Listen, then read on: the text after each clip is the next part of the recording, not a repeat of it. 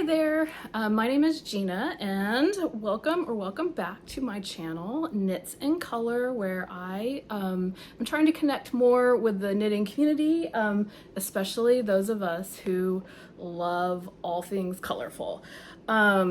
Let's see, some business before we get into the finished objects or works in progress. You can find me on Instagram at She Knits in Color, all one word, or on Ravelry. My username there is konayossie, and I will link those two names in the show notes, and I will also include links to my Ravelry projects in the show notes, as well as the names of the designers, the patterns, and the yarns that I am going to mention. Let's see, what else?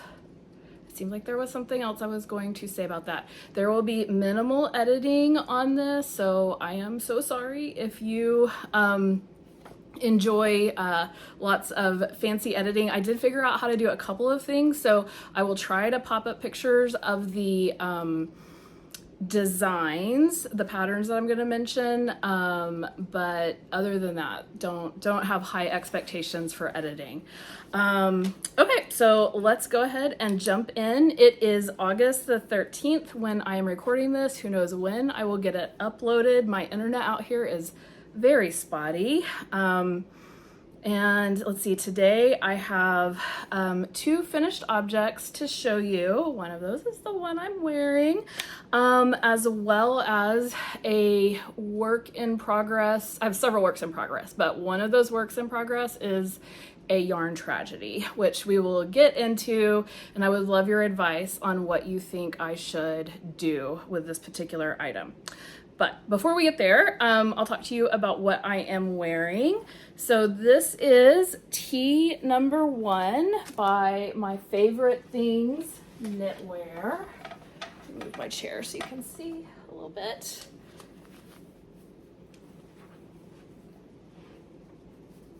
You can see it's got nice drape. That's the Purl Soho linen quill. Let's see if I can get my chair back without knocking things over. Whew.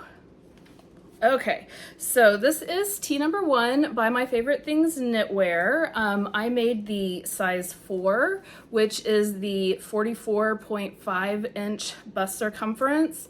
I used US 4s and 3s for the hems. And the yarn is Purl Soho linen quill in blue pansy, and it took me 2.5-ish skeins. I say half-ish because I did not weigh my third skein, but I was definitely a good ways into that third skein. And yeah, so that was approximately 1098 yards, almost 1100 yards. And this was on my needles from June 1st to July 20th. And I was definitely not knitting on it exclusively. It took some long breaks, because I made a couple of different mistakes at various points because I put it down for so long and I kind of forgot what I was doing. I had talked about those in some previous episodes, like picking up the neckline from the wrong side, because you actually pick this neckline up from the inside, so the opposite of what you normally do, because you sew it down to the outside. Anyway, I did it backwards and had to redo the whole thing because I did want the little detail, the sewn down detail on the outside. So this pattern is relatively size inclusive. I think it has 9 sizes from a bust circumference of 37 inches to 57.5 inches. Those are the finished circumference, and it suggests 4 to 6 inches of positive ease. And the size that I did is I have 4 inches of positive ease at the high bust. So up here, I have 4 inches. I don't have 4 inches at the full bust, but I have found that tees and sweaters look a lot better, fit a lot better, and don't look sloppy on me if I fit them for my upper bust rather than my full bust, since there is a fairly sizable difference between those two measurements. So this was my second time making this pattern. I made it almost this time last year for an indie dyer. I knitted up a sample for her and some of her yarn in a base that was very, very similar to Purl Soho. And at the time that I made it, I hated the pattern because it just, I think, I mean, I'm not a pattern designer, but I think there has to be an cleaner way to do things. There is just so much breaking of your yarn when you make this pattern. Anyway, and so that drove me crazy. There were things my first time through that, since I hadn't made it before, I didn't know to be looking out for that. So like one of the things that really bugged me was she says at the end of a section, oh, before you start knitting for your turned hem, you might want to put a knit in a different color thread so that you'll be able to see that pickup line really easily when you go back to turn your hem. And that line is like at the end of the section about the hem. So if you read it all the way through, which I grant you are supposed to do when you're knitting a pattern, if you read it all the way through and remember to highlight it or something, maybe you'll remember that. But I need those kinds of directions at the beginning of the section that they are going to apply to. So when I read patterns, usually I'm not printing them off. I read them in my PDF reader. And so I had marked in red that line for, I had marked that the first time that I read it because I was really angry. I think that's why I marked it in red after I realized that I had missed that instruction. And so the second time that I went through, you know, prior me had already marked that. So I did remember it. Yeah, so all of that to say, this pattern did not drive me as crazy this time around as it did the first time. I didn't hate it as bad because I knew what I was getting into. I was aware that I was going to have to break my yarn 1,000 times and just mentally prepared for that. So it didn't bother me as badly. But I will say that it is a lot. You break your yarn so many times in this. And I actually counted how many ends I had to weave in. So this is a single color tee. I had to weave in 26 ends. 26, and I spit spliced my yarn. So when it was time to when I had to start a new ball, so all of those were ends that were required to be broken, or they were your starting tails or whatever. 26. I think that's an unreasonable amount. Maybe other people don't. Maybe I've just been spoiled in mostly knitting designers that are very thoughtful about, you know, what to have you do and what the order of operations, let's say. But I do think it's a really nice pattern. My favorite detail is definitely the shoulder. So you have this is where the pattern actually starts, is with these shoulders. You knit these two and then you knit them around the back. You knit them together around the back, and then you knit your back, knit your front, and then you knit each of those separately until you get to the underarms, and then you join in the round and just knit miles and miles and miles of stockinette. But it does make, I think it makes a really nice looking shirt. I'm not sure that the saddle shoulders are the most flattering just cut on me. I always feel like they make me look bigger. Drop shoulders in general, I feel this way about. I don't really like drop shoulders on me. I feel like they make me look like a football player with all the pads on, and I don't know if that means I have broad shoulders or what it is, but I don't mind the way that my shoulders look in circle yokes, with which lots of people complain about. I'm pointing back here because I have actually a couple of circle yokes on the mannequins, and I don't mind raglans, but drop sleeves and these long saddle shoulders, I just feel aren't super flattering for me, but anyway, it's okay. I really like, I do like the way that the pattern looks. I think this is gonna be a really nice work shirt that I can wear in those transitional times. It is warm. I did get a chance to wear it actually out this past weekend. We had really oddly cool temperatures over the weekend. Like it only got into the 70s a couple of days, which is 30 degrees lower than what it normally is this time of year. So we're back to hundreds today. So I will not be wearing this again, probably for a while. But yeah, pretty happy with it. Okay, and then I said I had 2 finished objects. My other finished object is actually sewn and not knitted. I made a new project bag.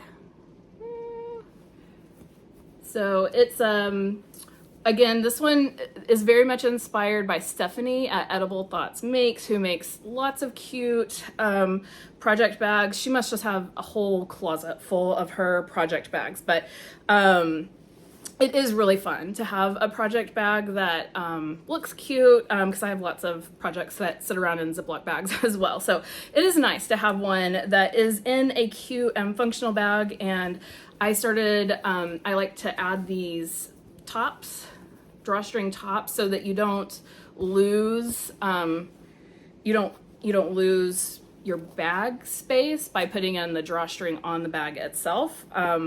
And yeah, so putting these on the top is very functional. It also, and definitely for me, a drawstring one way or the other is key, because I have 3 cats and one of them is a yarn goblin, and he loves to get in my yarn and just pull it out, run around with it. Anyway, so it's like a constant game of cat and mouse, haha, with the cat to keep him out of my yarn. So drawstring tops are really nice because he can't untie yet. So I made this out of this is just quilting cotton that I had back from my quilting days. I think this is some state flowers or state park, national park, not state park, national park fabric at one point. This is like years and years ago that they were releasing. Since it's flowers, it's probably the state flowers thing. And then I have a little boxed bottom down here, and this is actually some denim-ish fabric that I made a dress out of several years ago, and this is just leftover scraps, so use that up. And then the top is just more quilting cotton, and the straps, see this very cool like woven design. So this is actually wool, a woven wool ribbon trimming. I'm not sure what you would call it, but I have had this for so long. I actually won this from way back in the days of sewing blogs, when people were blogging their sewing, and you know, I used to read lots of different ones of those, and somebody was getting into weaving, and I want to say she was from Norway, one of the Scandinavian countries, and she was weaving with wool, and she did a giveaway for some yards of this edging that she had made, and I think she was intending it for like maybe trimming on a dress or something, but it's quite heavy. Like it would have to be a very heavy duty fabric to exist with this trimming it on the bottom. But I remembered, because I wanted to do like a pink bag, and I remembered that I had this, and I dug it out, and it's perfect for straps, as long as my cat doesn't realize they're wool and decide to chew them up. He definitely prefers wool fibers, other overs. And then the other thing that I wanted to show was the inside of this, which looks like it already has dog hair in there. So hopefully that's showing up. This, I have used a work shirt on the inside of this. Let's see, this side has see if you can see down, it has a pocket. And again, I got this idea from Stephanie, who mentioned that she had just used one of her husband's old work shirts to use as a lining. And I was like, you know, that's a really good idea.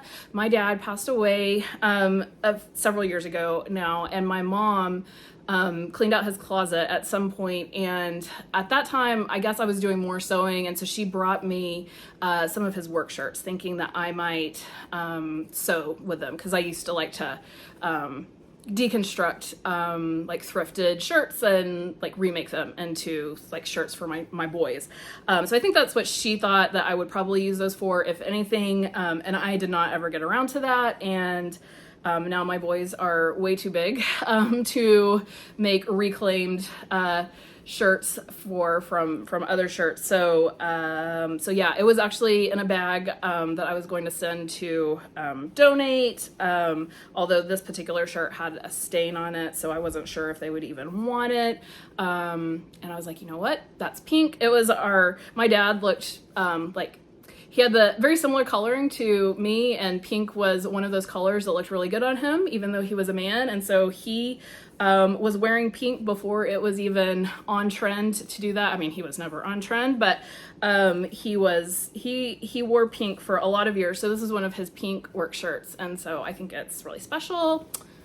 More memories. I also messed up a lot on this bag, so I showed you the good side, but I forgot when I was making this. I was being quick and just cut one long strip of fabric to be my outside, and then laid the contrast fabric across the middle. Like, I didn't cut the two pieces of my outer bag separately, and you can't do that with directional fabric, or you end up with upside down flowers.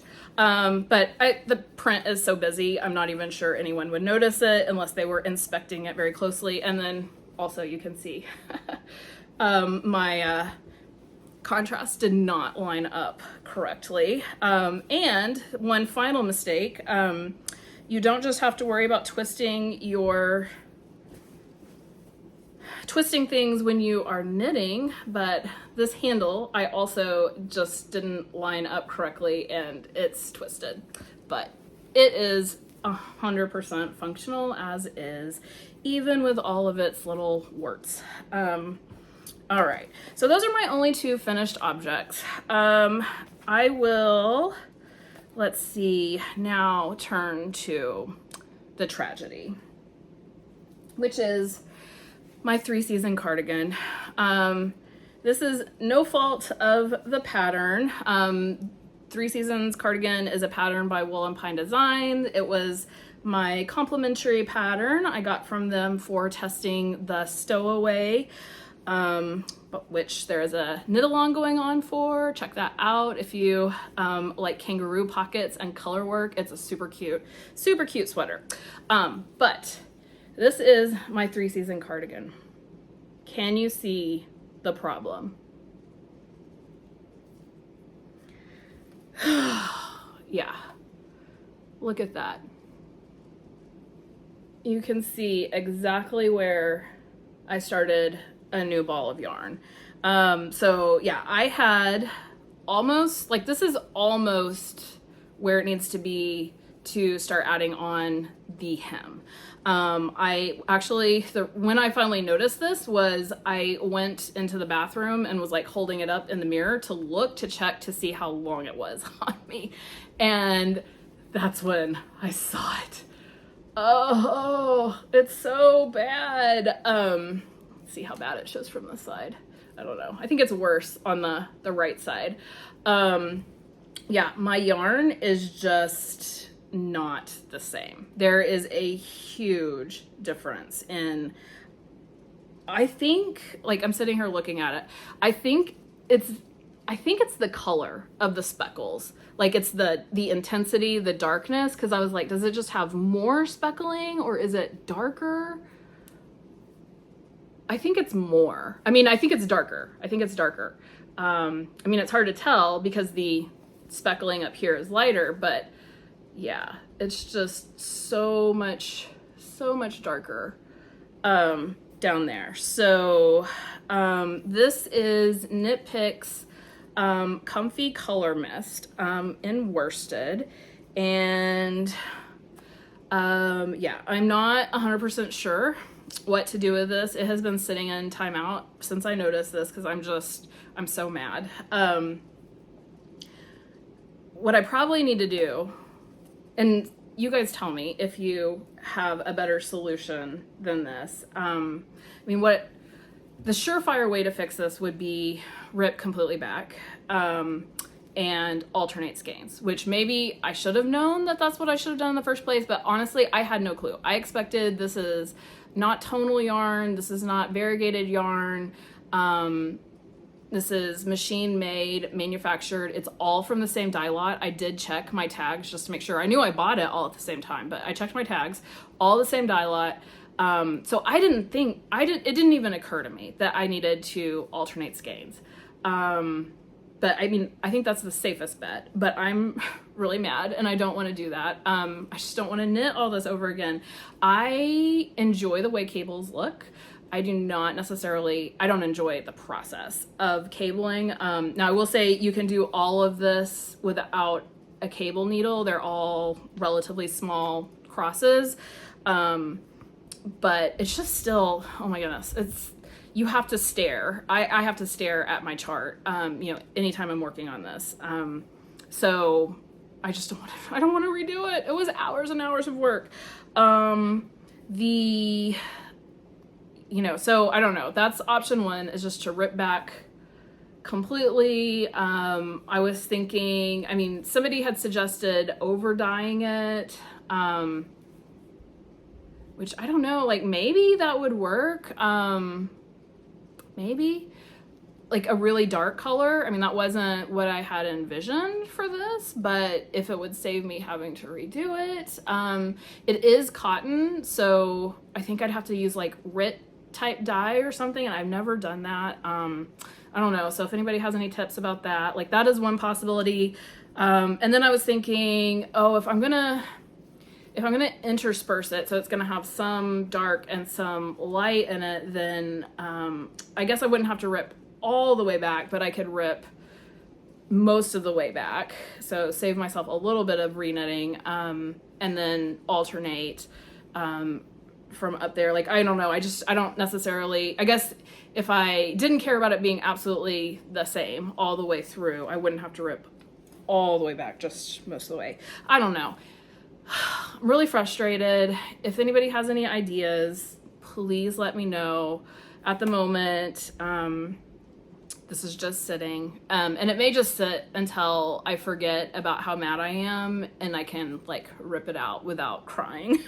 But right now I'm really, really upset. And yeah, I did email Knitpicks just to see like what they would say, because I did not expect this. I did post in the a Knitpicks board on Ravelry and kind of asking like if other people had this happen, and one person said they had. Other people, there were some other people who said they had never had this happen, and then there were some people who were like, you should have known to alternate your skeins. You always have to do that. So I don't know, really frustrated.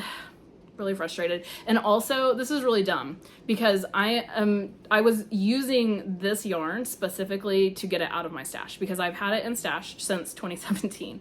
So it was time for this to go and be an actual garment that I can wear. And I was excited about the pattern. Doesn't look really good right now, but that's lace. Like, there's just so much fun stuff going on in this pattern. So I was really excited to have the finished object. And to be getting it out of my stash. But now, because I'm angry and I'm hurt by this yarn, like I want to buy new yarn to knit the sweater in. And that is so dumb because I really don't have another cotton worsted yarn, and I did want this to be sort of a lighter temperature sweater. And yeah, and I have a cart loaded at a different yarn company. I have managed to keep myself from pulling the trigger, but it's so dumb. Yeah, the whole point of doing this is to use up stash, and here I am wanting to buy more stash to make this sweater because this yarn hurt me. It doesn't make any sense. Okay, so moving on. in positive experiences, I thought I would mention, in case other people are not aware of this, Jimmy Bean's Wool has I'm looking in this envelope, even though there's nothing in it, because I've already gotten the cord out and used it, but Jimmy Bean's Wool has a a needle replacement policy where they will replace any needles that you buy from them that have failed, and I believe they will also replace needles that you didn't buy from them if they fail, for free. Like they'll replace them. And that doesn't, like, I think I'd heard about the needle tip replacement policy, because I think had used that a long time ago, but I didn't realize it applied to the cords as well until I was, I don't know, poking around on their website for something. And I like to use the Knitter's Pride Mindful Swivel cords. I love the swiveling action. I'm a magic loop girl all the way. I magic loop everything, from socks to sweaters to arms. I don't use small circumferences for anything. It's all magic loop. So I like to use long cords. And one of my 32-inch ones had died. It was pulling out, the swivel part was pulling out from, I think they're called the ferrules, the little metal connector piece. Like the cord was coming out of that, and like my yarn was snagging on it and everything. And so I emailed them and emailed a picture with me showing it, like with it, you know, like popping out. And then right after that, funnily enough, the ferrule actually, or the connector part, like just fell completely off. So it died catastrophically. Thankfully, I had already taken it off my needles because my yarn was catching on it. Anyway, so I emailed that picture to them and they're like, no problem. We will get that sent to you. And so within a week, I had a brand new 32-inch swivel cord.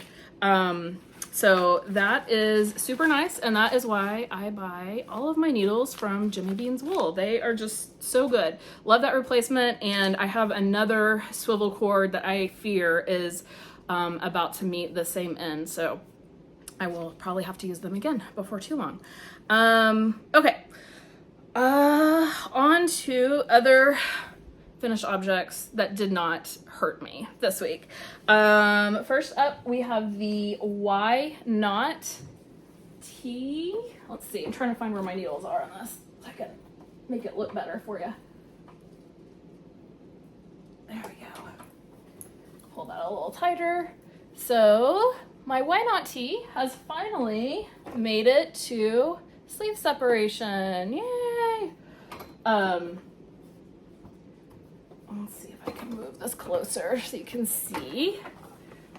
So the speckled yarn is probably not the best for showing off this pattern, but there's just all sorts of really neat little stitches and lateral braids. There's some drop stitches here. These are some, I can't remember what these are called. Like, these are big, giant, twisted stitches that you do. And yeah, so I've finally gotten this one to sleeve separation, and she should be pretty easy going from here on out. You just knit straight down and stockinette until you get to the hem, and then you will do a little bit more of the special stitches once you get down there. And then I think the arms are just, you know, just add on a little bit of a cap sleeve, I think is what that calls for. But it should be smooth sailing from here on out. I'm a little concerned that I might have separated too soon. I usually have to do my yokes pretty deep, usually deeper than what the pattern instructions call for. And I measured one of my other ones and I felt like I had this one to an appropriate length, but when I try it on, it feels a little tight, but it could also be because these like knot stitches that are down here, or twisted stitches, are like, it's pretty tight. Like there's just not very much give to that. And so that could be what I'm feeling across my chest and not necessarily the yoke depth per se being a problem. So anyway, we'll see. We'll see. I feel like it will be wearable, even if it is a little bit shorter through the yoke than would be ideal. And if it's not, I can always give it away. Sorry, dropped my book and lost my place. Yes, and on this one, in case anyone is concerned about me, given the 3 Seasons cardigan, I have already started helical knitting on this one.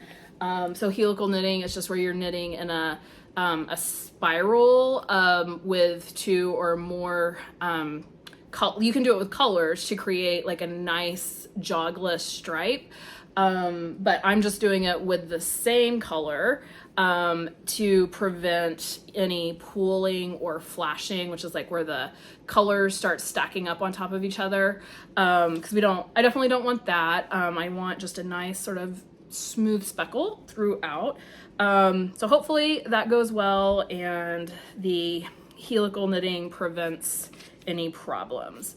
Okay, then next we have the, whoops, sorry, I kicked my thing. The Amissa cardigan. This is, let's see if I can lean her down here.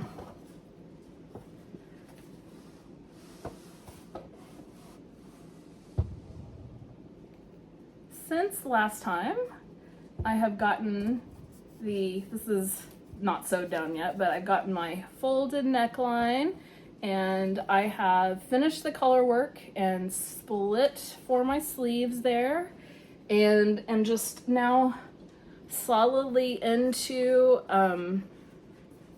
stockinette, and I will be doing miles and miles and miles of stockinette on this.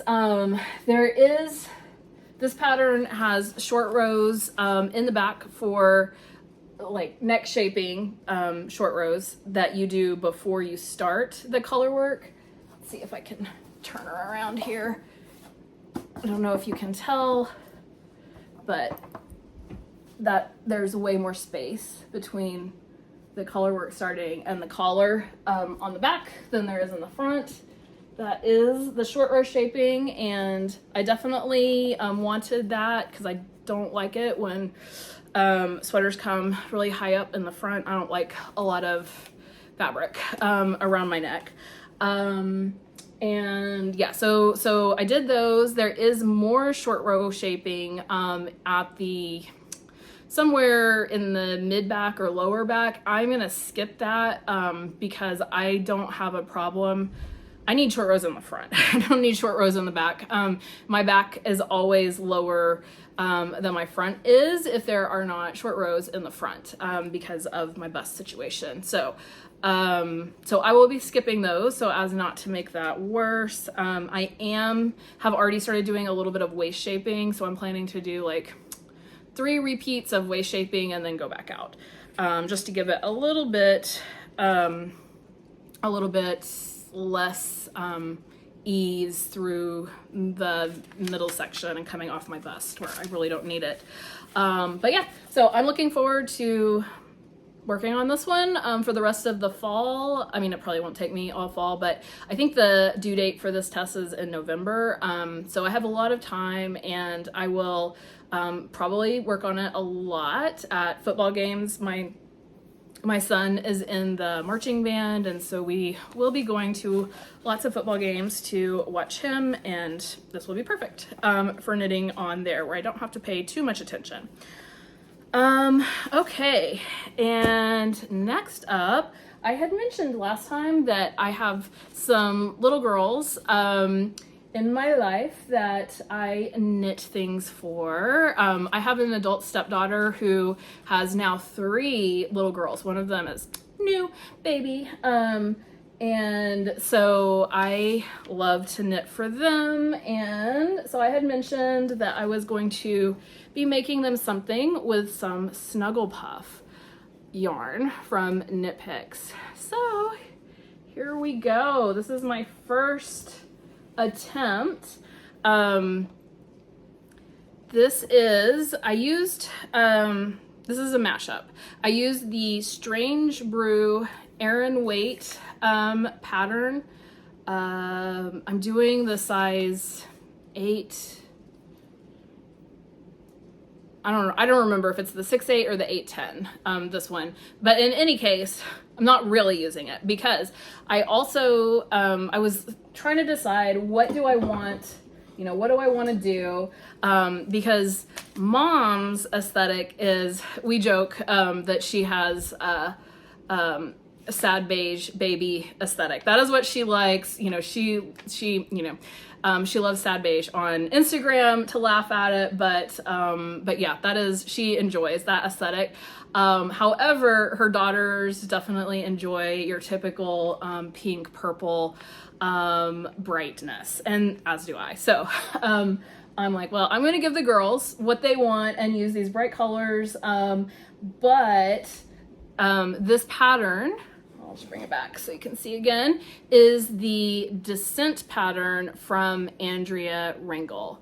And so this is Descent based on the, I can't remember what they're called, but the collar that was worn by Supreme Court Justice Ruth Bader Ginsburg, which many of you guys probably already know this pattern and have seen it before. So I made myself a Descent cardigan several years ago, like I think when that pattern first came out. So I have the color work chart for that. There is a color work children's version, but it's in fingering weight and my yarn is worsted / Aran, so that wasn't gonna work. So I started with the numbers from Strange Brew, but then I really ended up having to go off and do my own thing because the Descent colorwork chart just like didn't, like I had way more stitches than what I was supposed to have according to Strange Brew, like just putting that chart in there with the number of increases. But I was like, you know, I'm just gonna see what happens, see how big this, you know, turns out. If it's like too big to, you know, handle, I can just rip it all back out. But I think it looks like it's gonna fit. And also it turned out that my gauge was way tighter than the Strange Brew pattern called for. So I think that's why it looks like it's gonna be okay. Like it's definitely gonna be an oversized sweater for her, but I think it'll be okay. So yeah, I'm doing her, the rest of the sweater is gonna be pink. And then I have, this is Big Sister's sweater, and then Middle Sister sweater is gonna be, the main color is gonna be the same purple. And she is going to have lime green as the contrast color. So her little collar detail, like instead of the purple, it's gonna be green. And then Baby Sister's sweater is going to be main color green with Big Sister's pink as the contrasting color. So they'll all they're all gonna coordinate and be different. And mom is a big Ruth Bader Ginsburg fan, so I hope that will make her love these sweaters, even though they're not her preferred color scheme. Yeah, so I think it's going, I was not sure how this was gonna go, like up until today when I got to sleeve separation. I wasn't sure how it was gonna go, but I think it's okay. And I'll have to do, before I do the other ones, I'll do more math and figure out how to do them maybe closer to the pattern dimensions.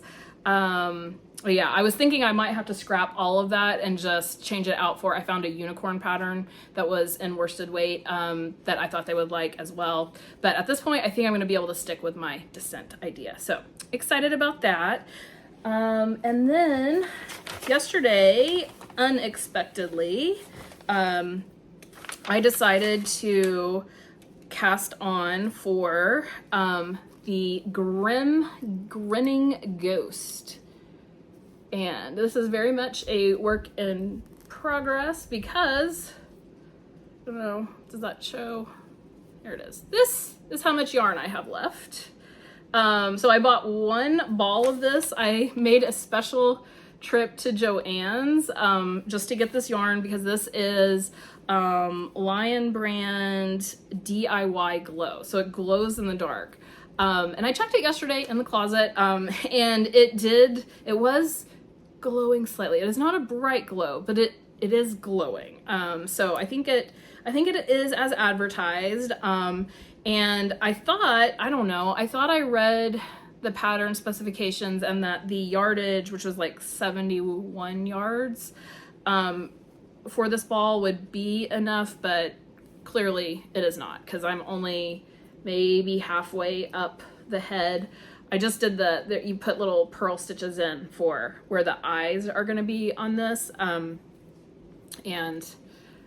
Yeah, I just made it a little bit beyond this. So we'll have to stop at Joann's and get another ball of this, but he will be done soon. And did I say this is the Grinning Ghost by Susan Claudino, who goes by No Knit Sherlock, I think, on Instagram. And I've made a couple other of her patterns before. I think she had a pattern or has maybe multiple patterns in the Harry Potter, the official knitting book with Harry Potter, and then maybe in the Star Wars. But anyway, she does little stuffy patterns, and I enjoy her patterns. They're mostly knit in the round. You made these two little arms first, and then you could either sew those on or do 3 needle bind off with them, and that is what I elected to do. I will say I put them on backwards. Anyway, there was a whole thing. Yeah, I actually put them on twice. I had them on right the first time. No, I didn't. I had them on wrong the first time, but wrong in a different way. I sewed them, basically I bound them off to the inside of my ghost. So like they wouldn't be sticking out at all, they'd be in the inside. So I got them on the right side, but then basically what you want is for your right side of your ghost to be out, knitting like normal, and then you want to put the right side of your arm facing out. No, facing, now I'm getting this wrong. Basically, you want right sides, do you want right sides together? I think you want, I don't know. The pattern is not super clear on that. Like, it's just use your brain and you would figure it out. I just don't always use my brain when I'm doing these things. But maybe I will, like, sit down and mentally think through if anybody is going, what in the world are you saying? Like, I would figure out which way it should be, like right sides together or right side of your arm facing out. And then make a note in my Ravelry project page in case anybody else is having that issue. But I started this because I saw on Instagram that I'm not sure who is it. I think maybe the maker's name is Desert Borealis. No, I don't think that's it. I'll have to look it up. Somebody on Instagram is doing an emotional support ghost make along. So like they were like, I'm not very into the emotional support chickens. I think we need ghost. And I am not one of those like super Halloween people, but I do like Halloween. And I can always use another cute ghost. I was kind of imagining like hanging him up because that's what I had seen, like a yarn store that had done one of these and they were hanging him, you know, from like fishing line from the ceiling or something. And I thought that would be super cute as a decoration.